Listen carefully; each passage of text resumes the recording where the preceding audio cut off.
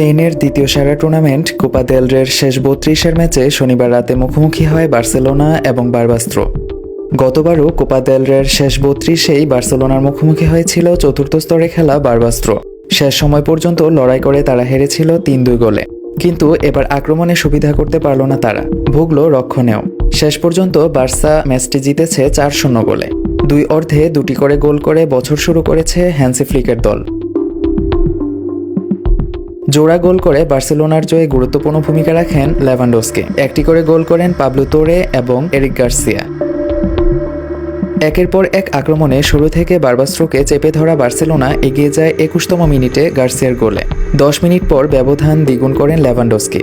তোরের ফ্রিকিকে জটলার মধ্য থেকে হেড করেন লেভানডস্কি। তার হেডে বারবাস্ত্রোর একজন খেলোয়াড়ের কাঁধে লেগে বল জড়ায় জালে। ২-০ গোলে এগিয়ে থেকে বিরতিতে যায় বার্সেলোনা।